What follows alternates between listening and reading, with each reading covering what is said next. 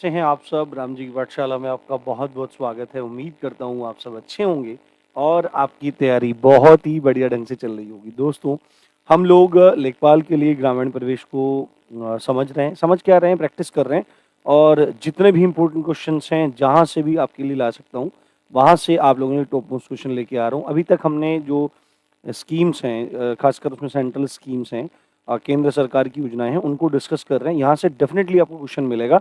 अब तक 2 पार्ट्स में मैंने आपको पढ़ा दिया है, थर्ड पार्ट है। कल फोर्थ पार्ट में आपको ये पूरा कंप्लीट हो जाएगा। अभी तक हमने इस पीडीएफ के आपके 108 क्वेश्चंस को सॉल्व किया है। आज हम 109 से आगे बढ़ेंगे, 50-60 क्वेश्चंस आज करने वाले हैं। बिना देरी किए गोली की स्पीड से आगे की तरफ बढ़ते हैं। आप लोग इसका आंसर देखते जाइए और मतलब उत्तर देते जाइए। साथ में अगर कोई चीज़ एक्सप्लेनेबल होगी तो मैं उसको एक्सप्लेन कर दूंगा, उसको आपको बता दूंगा, ठीक है। आज का पहला क्वेश्चन है, उत्तर प्रदेश में किसान बही योजना लागू की गई थी। तो किसान बही आपने पढ़ा होगा, किसान बही एक होती है, एक दस्तावेज होता है जो आपके डीएम साहब के कहने पर बनाया जाता है लेखपाल के द्वारा। ये इससे संबंधित एक योजना थी। ये कब चालू की गई थी? तो आपको सीधे याद रखना है 1992। किसान बही योजना 1992 में लागू की गई थी। अगला क्वेश्चन है हमारा, उत्तर प्रदेश मंत्रिमंडल द्वारा मुख्यमंत्री सामूहिक विवाह योजना को स्वीकृति। एक दो क्वेश्चन इसमें अभी फिलहाल आपके स्टेट गवर्नमेंट के भी हैं, राज्य सरकार की योजनाओं के भी हैं, तो उनको भी आप साथ साथ देखते जाइए। बाकी अगर आवश्यक होगा तो अलग से भी इसकी वीडियोस आपको दे दूंगा मैं। रेगुलर आप डेली वीडियो आपके पास पहुंचेगी, आपको रोज पढ़ना है और अच्छे चीजों को समझना है। उत्तर प्रदेश मंत्रिमंडल द्वारा मुख्यमंत्री सामूहिक विवाह योजना को स्वीकृति कब दी गई थी? सामूहिक मुख्यमंत्री सामूहिक विवाह योजना, तो ये आई थी आपकी 3 अक्टूबर 2017 में। 3 अक्टूबर 2017 आपको याद रखना है इसको। देखो इसमें क्या रहता है कि आपको बस एक बार ये चीजें देख लेनी है। यहाँ पे मैं कुछ समझा रहा हूँ, उसको समझ लेना है। आपको अगर ये चीजें याद भी नहीं हो रही है तो इतना टेंशन लेने की जरूरत नहीं है, क्योंकि क्वेश्चन कुछ कुछ इसी फॉर्मेट में आपको वहां पे मिलने वाले हैं। हो सकता है एज इट इज भी क्वेश्चन आपको देखने के लिए मिल जाए, तो आपको देखते ही याद आ जाएगा कि भाई इसका ये आंसर है।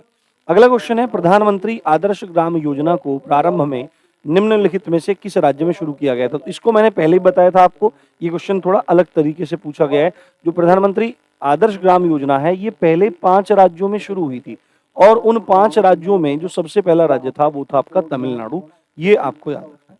अगला प्रश्न है, स्वावलंबन योजना निम्नलिखित में से किस उद्देश्य की पूर्ति करता है?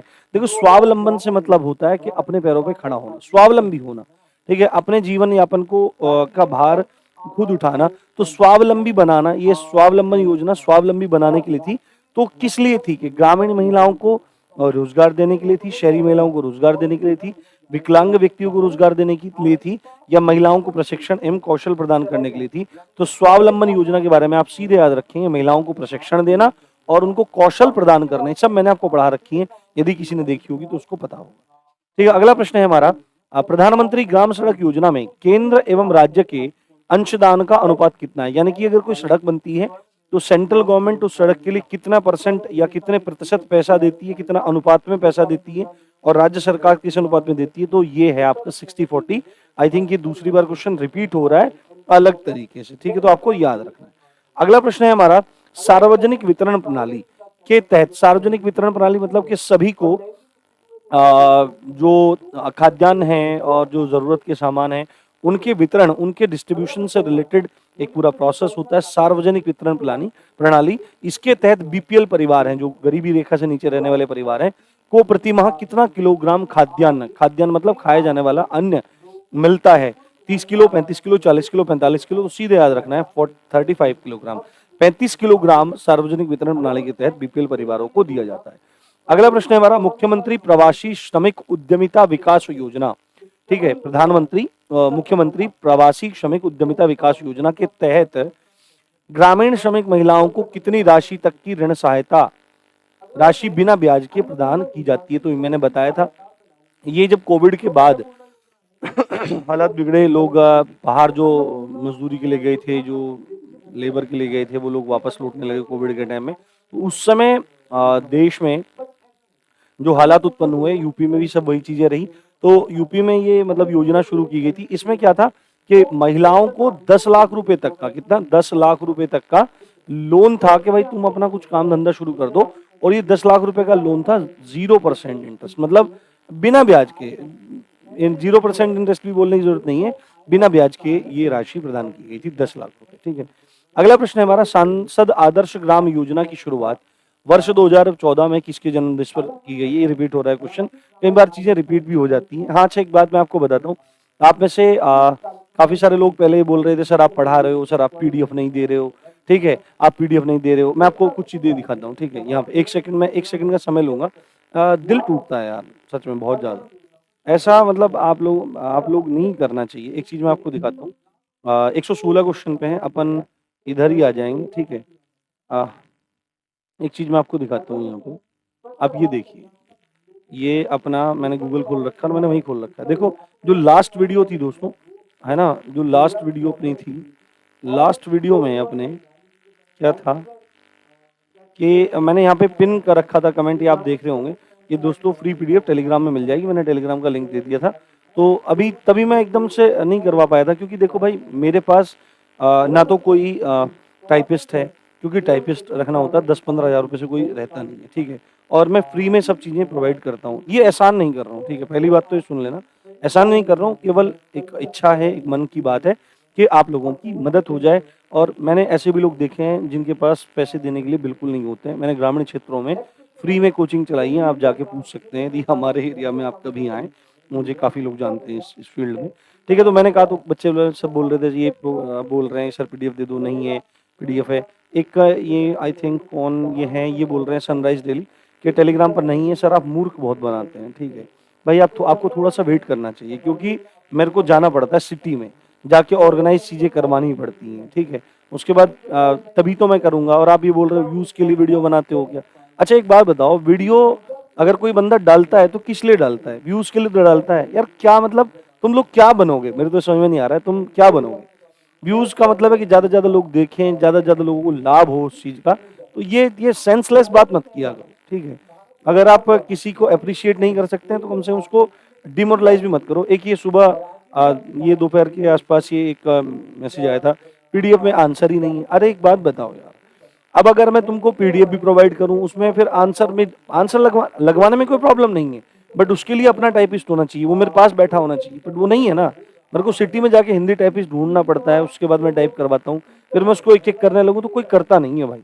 और अगर आप लोग इतने आलसी बन जाएंगे तो मुझे तो नहीं लगता आपको कोई गवर्नमेंट जॉब मिलनी चाहिए। ठीक है, आप लोग ये चीजें देख सकते हो, आराम से समझ सकते हो, तो फिर आप लोग क्यों नहीं देख रहे हो? ये बंदा बोल रहा है मेरे को, धमकी दे रहा है मेरे को कि तुम जैसों का चैनल इसलिए फ्लॉप रहता है, अब अनसब्सक्राइब कर रहा हूँ, बेवकूफ बनाता है। तो मतलब ये चीजें दुखती हैं। ठीक है, अब मैं जितना कर सकता हूँ मैं उतना कर रहा हूँ, और आपके एक अनसब्सक्राइब करने से कोई घंटा फर्क नहीं पड़ता है। अगर मैं एक बच्चे को भी लेखपाल बना पाया, या मेरे क्लास से उस बच्चे को 10, 5, 4, 2, 3 एक सिंगल क्वेश्चन में उसको मिल गया, तो मेरे लिए मेरा काम हो गया है।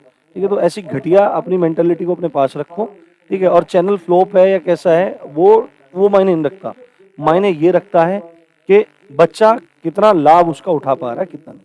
ठीक है, आगे चलते हैं, बिना फालतू की इस पे बातें और नहीं करते, दुखती हैं चीजें, इसलिए थोड़ा मैंने बोल दिया। ठीक है, यहाँ पे आप देखो, ये सांसद आदर्श ग्राम योजना की शुरुआत वर्ष 2014 में किसके जन्म दिवस पर की गई थी? तो ये जयप्रकाश नारायण है, इनके जन्म दिवस पर ये किया गया था। क्वेश्चन अपना रिपीट हुआ है। नेक्स्ट क्वेश्चन है अपना स्व आधार योजना। ठीक है, स्व आधार योजना यानी कि स्वयं के आधार से संबंधित योजना है। तो ये योजना है क्या? तो देखो, स्वावलंबन हो, स्वाधार हो, तो आपको सीधे एकदम याद रखना है कि महिलाओं से संबंधित है। और महिलाएं देखो क्या है, महिलाएं आर्थिक रूप से हर तरह से पीड़ित हैं समाज में आज भी, और धीरे धीरे उनके सशक्तिकरण का कार्य किया जा रहा है। तो स्वाधार योजना क्या है कि कठिन परिस्थितियों में महिलाओं के लिए कि उनको मदद मिल सके, उससे संबंधित ये योजना है, ये आपको याद रखना है। ये अगला प्रश्न है, ग्रामीण खाद्यान्न बैंक से एक वर्ष में कितना खाद्यान्न लिया जा सकता है?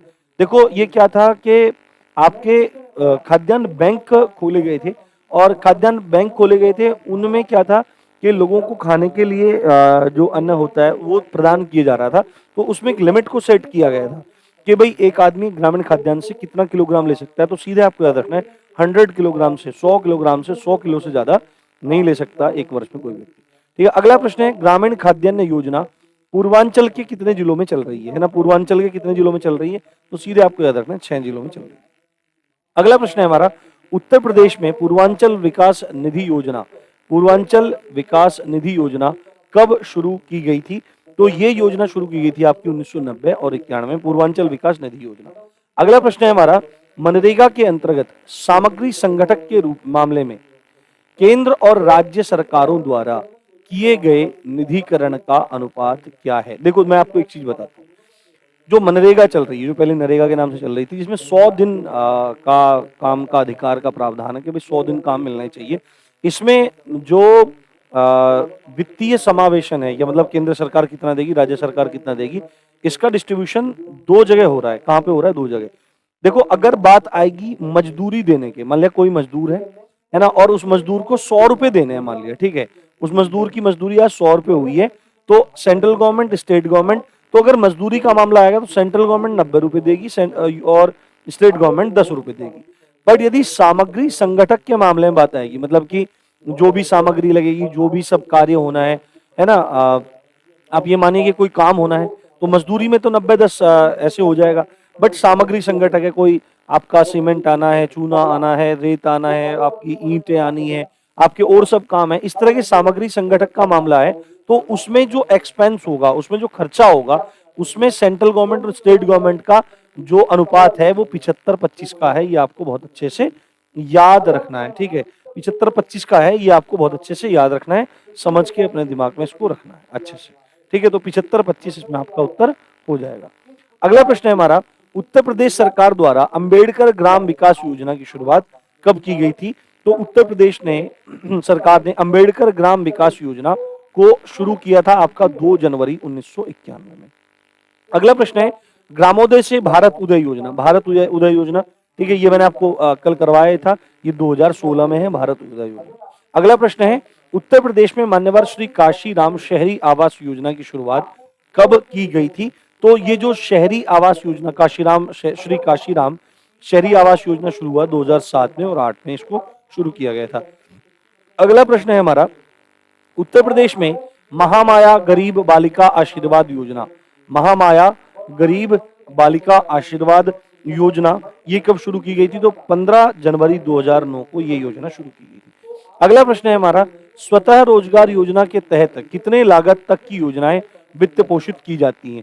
यानी कि अगर आप कोई अपना खुद का रोजगार करना चाहते हैं, उससे संबंधित एक योजना है स्वतः रोजगार योजना। इसके तहत कितनी लागत तक की जो योजनाएं हैं, कोई प्लान बना के लाया है तो उसको वित्त पोषित किया जाता है, पैसा वैसा दिया जाता है। तो 7 लाख रुपए तक की अगर कोई योजना है, कोई प्लान लेके आया है, तो उसको एड दिया जाता है, फाइनेंशियल एड दिया जाता है। ये चीज आपको ध्यान। अगला प्रश्न है हमारा, श्यामा प्रसाद मुखर्जी रुर्बन मिशन, है ना, ये मैंने आपको पहले ही बता दिया था, ये क्वेश्चन हमारा रिपीट हुआ यहाँ पर, तो फिर भी बता देता हूँ। श्यामा प्रसाद मुखर्जी रुर्बन मिशन का उद्देश्य क्या था? गाँव में शहरी सुविधाएं पहुंचे, गांवों को क्लस्टर के तरफ पर विकसित करना था, ठीक है। उसके बाद स्वास्थ्य केंद्र की सुविधाएं ये बढ़ाना था। तो ये तीनों ही ऑप्शन है, तो इसमें सही है, तो आपका ऑप्शन 4 सही हो जाएगा। अगला प्रश्न है हमारा, युवाओं को समाज से जोड़ने हेतु कौन सी योजना प्रारंभ की गई थी? तो युवाओं को समाज से जोड़ने के लिए योजना प्रारंभ हुई थी आपकी युवा संगम पोर्टल योजना। ठीक है। अगला प्रश्न है हमारा, उत्तर प्रदेश में किसान मित्र योजना कब शुरू हुई थी? तो किसान मित्र योजना शुरू हुई थी आपकी 18 जून 2001 को। अगला प्रश्न है हमारा, स्वजलधारा योजना, ठीक है, ये कल भी हमने इसके बारे में पढ़ा था। स्वजलधारा योजना के बारे में क्या सही है? ये राज्य सरकार के स्वामित्व में है, केंद्र सरकार के स्वामित्व में है, ये राज्य एवं स्थायी निकायों के स्वामित्व में है, तथा यह केंद्र एवं स्थायी निकाय के स्वामित्व में है। तो इसका ऑप्शन हमारा सही हो जाएगा, यह केंद्र एवं स्थानीय निकाय के स्वामित्व में है। अगला प्रश्न है हमारा, समेकित बाल विकास परियोजना, है ना, समेकित बाल विकास परियोजना का लाभ किस आयु वर्ग को नहीं मिलता है? देखो इनमें दोनों में बहुत ज्यादा अंतर है, ठीक है। किस आयु वर्ग को नहीं मिलता है? तो 6 वर्ष से कम का अगर बच्चा होता है तो उसको इस समेकित बाल विकास योजना का परियोजना का लाभ नहीं मिलता। ठीक, अगला प्रश्न है हमारा, कृषि श्रमिक सामाजिक सुरक्षा योजना उपलब्ध करवाती है, क्या उपलब्ध करवाती है? मैंने पहले बताया था, कृषि श्रमिक जो हैं, खेत में काम करने वाले मजदूर हैं, जो उनकी सामाजिक सुरक्षा योजना में क्या चीज आती है कि सामाजिक सुरक्षा योजना कब होगी? भाई इसको पेंशन ठीक से मिलता रहे, स्वास्थ्य मिलता रहे, बीमा मिलता रहे, समाज में सम्मान स्थिति बनी रहे, तो उसके लिए जरूरी है पैसा, ठीक है। और पैसा किससे मिलेगा? तो पेंशन योजना एवं बीमा के लाभ से वो चीज मिल जाएगी। ठीक है। अगला प्रश्न है हमारा, ग्रामीण विकास अभिकरण कार्यक्रम, है ना, ग्रामीण विकास अभिकरण कार्यक्रम की शुरुआत किस वर्ष की गई थी? तो ये आपको याद रखना है सीधा 1999। अगला प्रश्न है हमारा, मुख्यमंत्री कृषक दुर्घटना कल्याण योजना, मुख्यमंत्री कृषक दुर्घटना कल्याण योजना के अंतर्गत अधिकतम आय कितनी आयु के किसान पात्र होते हैं? तो मुख्यमंत्री कृषक दुर्घटना योजना के अंतर्गत 70 वर्ष तक के किसान क्या होते हैं? पात्र होते हैं इस योजना के अंतर्गत।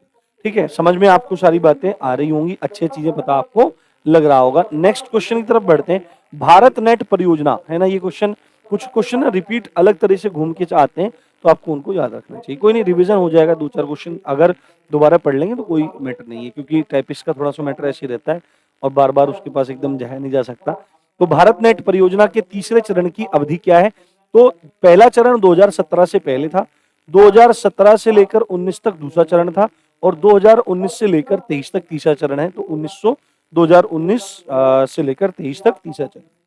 नेक्स्ट क्वेश्चन है हमारा, निम्नलिखित में से कौन सी आत्मनिर्भर भारत अभियान के संबंध में बात सही नहीं है ना? आत्मनिर्भर भारत अभियान के संबंध में इनमें से कौन सा सही नहीं है? ठीक है, तो इसकी घोषणा वित्त मंत्री निर्मला सीतारमण ने की थी, ये गलत है। इसकी ये जो योजना है, मैं आपको बताता हूं, ये योजना आपकी 12 मई सन 2020 को हुई थी, और इसकी घोषणा वित्त मंत्री निर्मला सीतारमण ने नहीं की थी, प्रधानमंत्री नरेंद्र मोदी जी ने इसकी घोषणा की थी।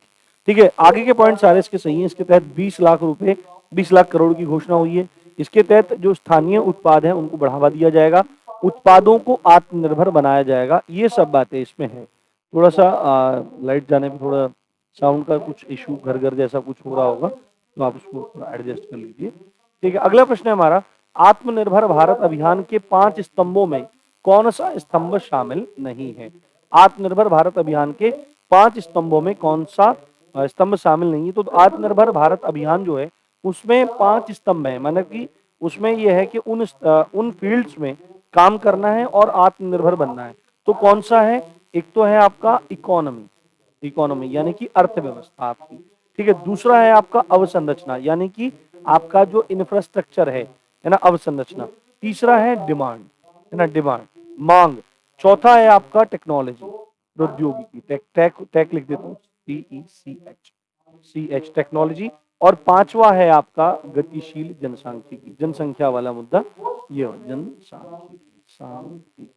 तो ये 5 मुद्दे हैं, अर्थव्यवस्था, अवसंरचना, मांग, प्रौद्योगिकी और गतिशील जनसांख्यिकी। तो अर्थव्यवस्था भी है, अवसंरचना भी है, मांग भी है, कौन सा नहीं है? बैंकिंग विकास नहीं है, ये हमारा ऑप्शन है। अगला प्रश्न है हमारा, खाद्यान्न बैंक योजना।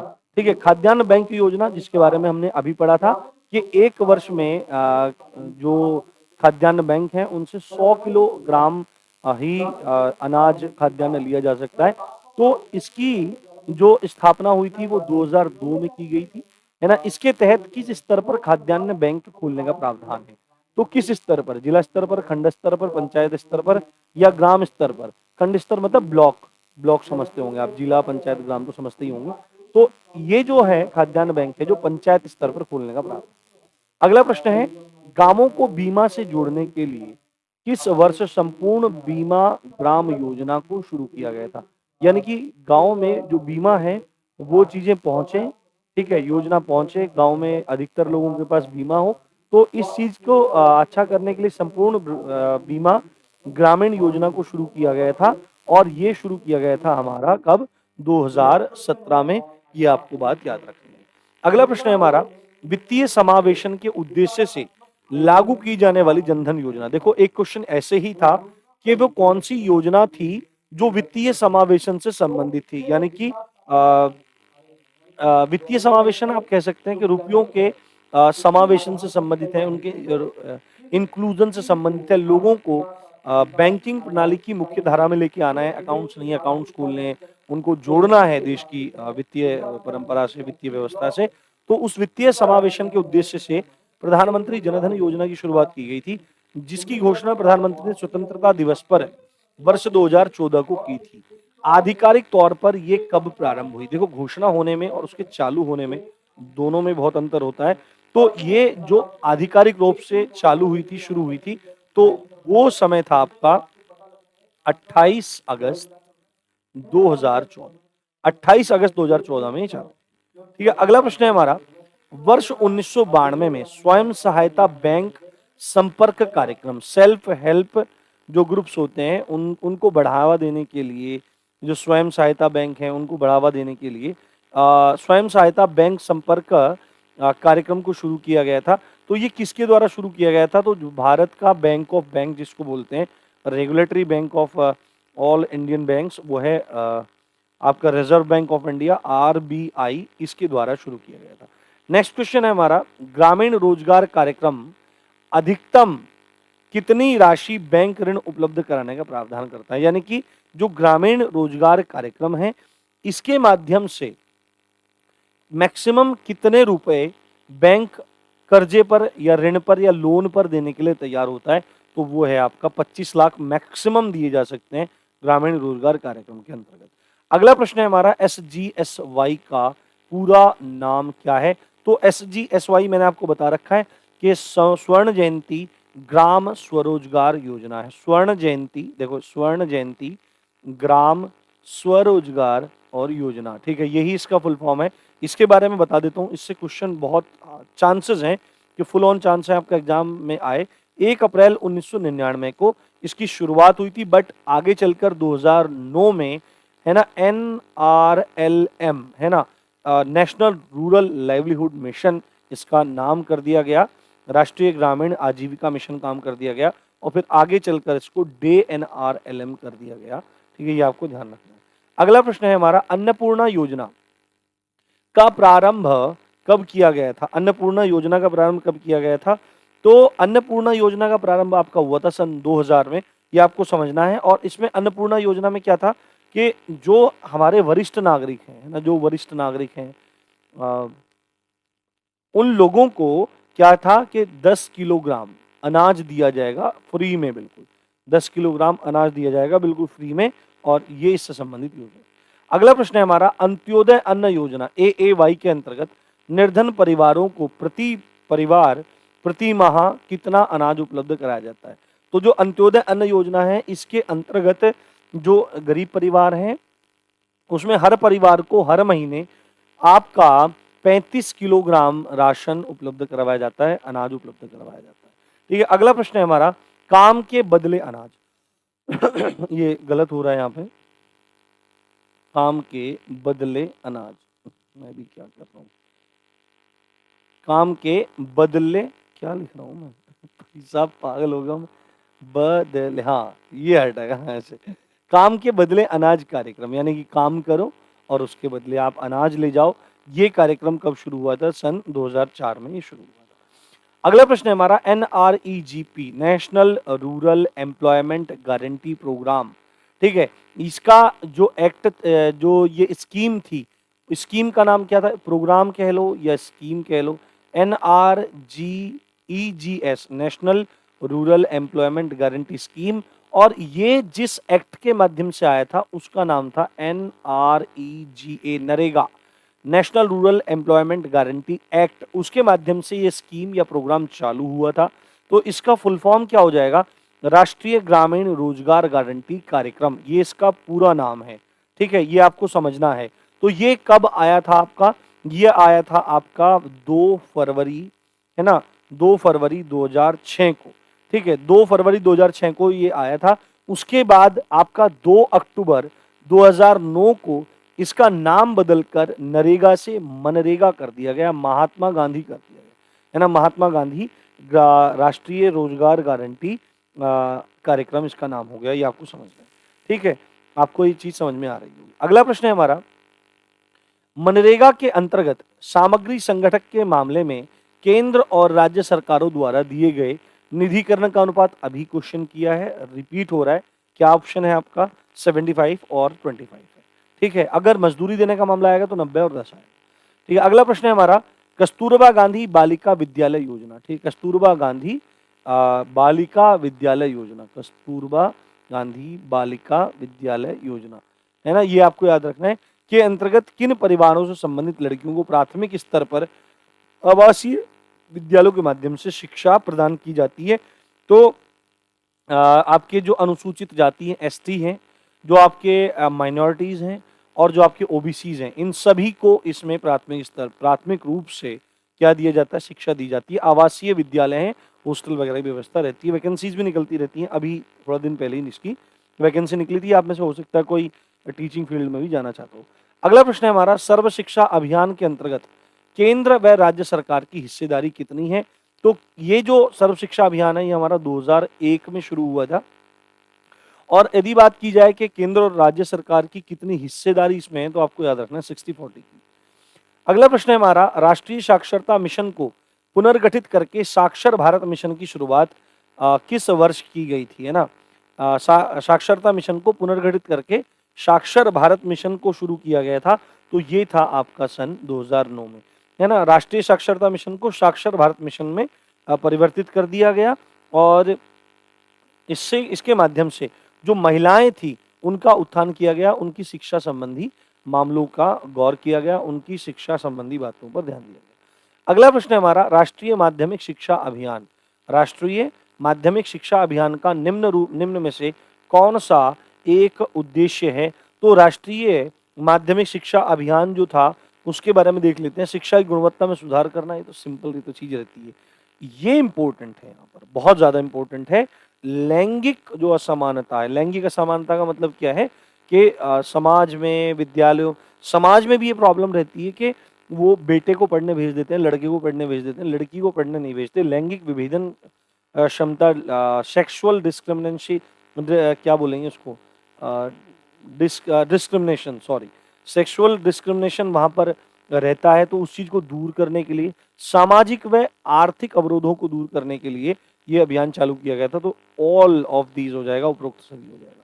अगला प्रश्न है हमारा, दीनदयाल उपाध्याय अंत्योदय योजना, है ना, का क्रियान्वयन किस मंत्रालय के द्वारा किया जा रहा है? तो ये है आपका मंत्रालय केंद्रीय आवास एवं शहरी विकास मंत्रालय। शहरी विकास मंत्रालय, उन्मूलन मंत्रालय किसने लिख दिया है? टाइपिस्ट भी कुछ का कुछ लिख देता है। शहरी विकास मंत्रालय, है ना, ये आपको याद रखना है। तो ये योजना जो चालू हुई थी, ये आपकी सन 2014 में चालू हुई थी। इसको आपको अच्छे से याद रखना है, समझना है, ठीक है। अगला हमारा प्रश्न है, कौशल ऋण योजना के अंतर्गत युवाओं को कितनी राशि उपलब्ध करवाए जाने का प्रावधान है? तो कौशल जो ऋण योजना है, ये शुरू हुई थी आपकी 2015 में, ठीक है। प्रधानमंत्री नरेंद्र मोदी जी ने इसकी शुरुआत की थी और इसके माध्यम से यदि कोई युवा ऋण लेना चाहता है, बैंकों से ऋण लेना चाहता है, तो 5,000 रुपए से लेकर 1.5 लाख रुपए तक के ऋण को देने का प्रावधान है कौशल ऋण योजना के अंतर्गत। अगला प्रश्न है हमारा, प्रधानमंत्री नरेंद्र मोदी द्वारा वर्ष 2015 में देश के किस राज्य में बेटी बचाओ बेटी पढ़ाओ योजना का शुभारंभ हुआ? तो ये आपका कहाँ हुआ था? हरियाणा में शुरू हुआ था। इसको बताने की मुझे लगता है जरूरत नहीं है, और इसका पूछ सकता है कब शुरू हुआ था, तो 22 जनवरी 2015 में ये योजना शुरू की गई थी, ठीक है। अगला प्रश्न है हमारा, सुकन्या समृद्धि योजना के अंतर्गत कितने वर्ष की बालिकाओं के लिए बैंक खाता खोले जाने का प्रावधान है? तो बेटी बचाओ बेटी पढ़ाओ योजना की ही एक उपयोजना के रूप में सुकन्या समृद्धि योजना को चालू किया गया था, और इसमें यह प्रावधान था कि जो 10 साल से कम की आयु की लड़की है उसका खाता इस योजना के अंतर्गत खोला जा सकता है, आपको ध्यान रखना है। अगला प्रश्न है हमारा, प्रधानमंत्री सुरक्षा बीमा योजना, है ना, प्रधानमंत्री सुरक्षा बीमा योजना के लाभार्थी के लिए कितनी आयु निर्धारित की गई है? तो यह है 18 से 70। 18 से 70 वर्ष के बीच में यदि आपकी आयु है तो आप इस बीमा योजना के लाभार्थी बन सकते हैं। ये योजना सन 2015 में शुरू हुई थी, और यदि आप कभी कार्य कर रहे हैं और आपको क्या हो गया है आपको अस्थायी अपंगता हो गई है, यानी कि आप डिसेबल हो गए हैं, आप विकलांग हो गए हैं, तो 1 लाख रुपए तक का कवर ये देती है। इस योजना की खास बात ये है कि जो इसका प्रीमियम आपको भरना पड़ता है सालाना, वो केवल 12 रुपए है। तो ये जरूर इन चीजों का लाभ उठाना चाहिए, है ना। और यदि मृत्यु हो जाती है तो 2 लाख रुपए तक का इसमें प्रावधान। अगला प्रश्न है हमारा, अटल पेंशन योजना, ठीक है। अटल पेंशन योजना के अंतर्गत लाभार्थी को न्यूनतम व अधिकतम कितने रुपए तक की पेंशन प्रतिमाह प्रदान की जाती है? तो ये बहुत इंपॉर्टेंट आपके लिए क्वेश्चन है। तो अटल पेंशन योजना के अंतर्गत मिनिमम 1,000 रुपए और मैक्सिमम 5,000 रुपए तक की पेंशन सहायता राशि प्रदान की जाती है। अगला प्रश्न है हमारा, गर्भवती महिलाओं को निःशुल्क उपचार उपलब्ध करवाने हेतु कौन सी योजना प्रारंभ की गई है? तो गर्भवती महिलाओं को निःशुल्क उपचार प्रदान करने के लिए आपकी वंदे मातरम योजना चालू की गई है और इस वंदे मातरम योजना के माध्यम से निःशुल्क उपचार गर्भवती महिलाओं को किया जाता है और हर महीने की 9 तारीख को देखो आप कभी भी जाना और महिला चिकित्सालय जाना, आपके डिस्ट्रिक्ट हॉस्पिटल में एक महिला चिकित्सालय भी अलग से मतलब होता है, तो वहाँ पर इस योजना का नाम आपको लिखा मिलेगा और वहाँ पर हर 9 तारीख को निःशुल्क जाँच इत्यादि की जाती है गर्भवती महिलाओं की। इसमें तो इतना भी प्रावधान है, एक मातृ वंदना योजना है, मातृ वंदना योजना के अंतर्गत आपका प्रावधान है कि चाहे सरकारी डॉक्टर हो और प्राइवेट डॉक्टर हो, उनसे भी परामर्श दिलवाया जाता है इसमें। और आखिरी क्वेश्चन आज का कर लेते हैं हम लोग, ये है स्वच्छ भारत अभियान के अंतर्गत वर्ष 2019 ग्रामीण भारत में कितने शौचालय बनाने का लक्ष्य है? इस अभियान के अंतर्गत कितने शौचालय बनाने का लक्ष्य है? तो 120 मिलियन शौचालय बनाने का लक्ष्य है स्वच्छ भारत अभियान के अंतर्गत। उम्मीद करता हूँ आपको आज का वीडियो पसंद आया होगा, सेशन पसंद आया होगा। और भी चीज़ें आपके लिए मैं लेके आने वाला हूँ आपके पेपर से पहले-पहले, तो अच्छे से पढ़ते रहिए, समझते रहिए और मेरी बातों पे उस पे ध्यान दीजिएगा। अगर देखो मैं आगे हाथ बढ़ा रहा हूँ, तो आपको भी हाथ बढ़ाना चाहिए, ना कि उल्टा-सीधा आपको बोलना चाहिए। तो इसी अच्छी बात के साथ आप देख रहे थे राम जी की पाठशाला। मैं हूँ राम भारद्वाज। जय हिंद, जय भारत।